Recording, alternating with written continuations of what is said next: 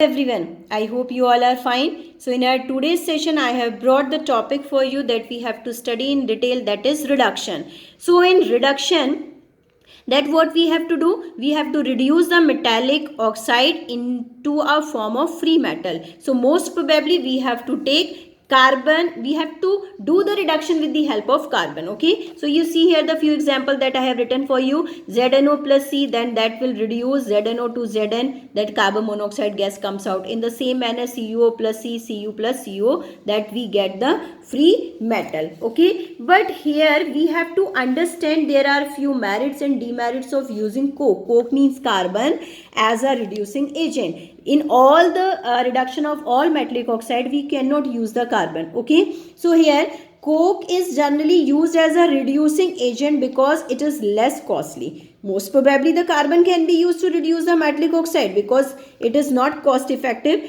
So it can reduce zinc oxide and oxide of other metal below the zinc in the activity series. Means the metals those come below the activity series, that can be reduced with the help of carbon, but the metal oxide those present in the activity series above the zinc, they are not to be reduced with the help of carbon. Coke is not used to reduce the oxides of active metals like Na, K, calcium, magnesium and aluminium.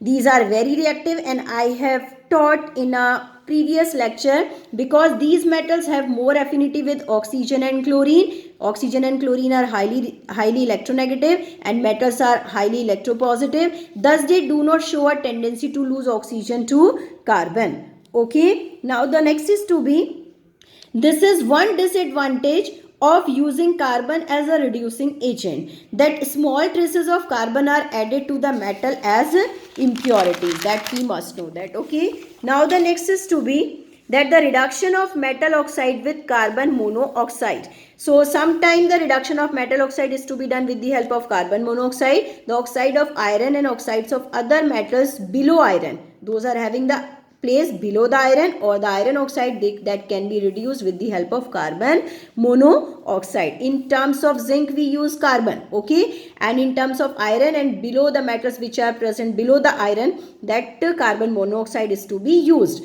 Fe2O3 plus CO, that Fe plus CO2, PbO plus CO, Pb plus CO2, that CO2 gas comes out and we are getting a free metal Fe, lead and Cu. But here the understandable point for you, carbon monoxide cannot be used to the zinc oxide. It doesn't have the capability to reduce zinc oxide, and the oxides of metal above the zinc, those are having the place above the zinc, that cannot be reduced with the help of carbon monoxide.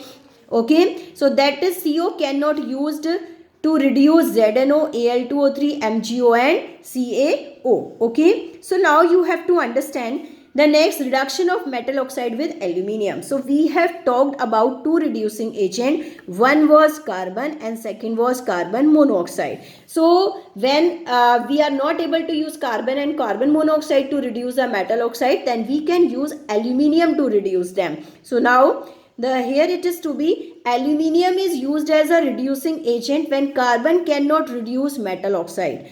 Chromium, magnesium, titanium, vanadium, molybdenum and uranium metal oxides are to be obtained by the reduction of their oxide with the aluminium powder. Okay, so now here you have to understand with the help of chemical reaction. This is of, suppose you are having manganese dioxide, we are using aluminium, then Mn gets free and Al2O3 forms. Mn, this is we are getting in a free form because free form we are getting also, but the reaction is highly exothermic. So here we have to understand the free metal always occurs in a molten state, so it is to be mentioned in a liquid form. Now you see here the another example, chromium trioxide. If we are using aluminium as a reducing agent, Al2O3 plus Cr, but again I am reminding you, reaction is highly exothermic when the reduction is to be done with the help of aluminium.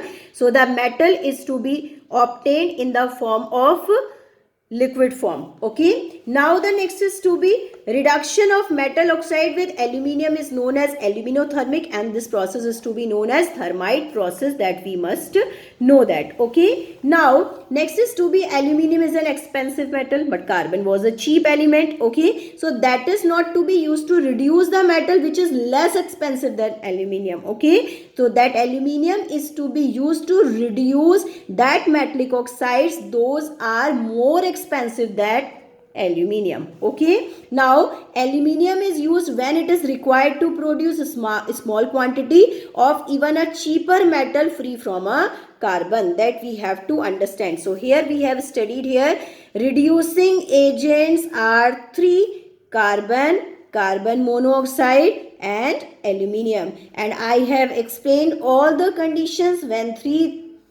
these three reducing agents will be used to reduce the metallic oxide. I hope you all have got it. That's all for today.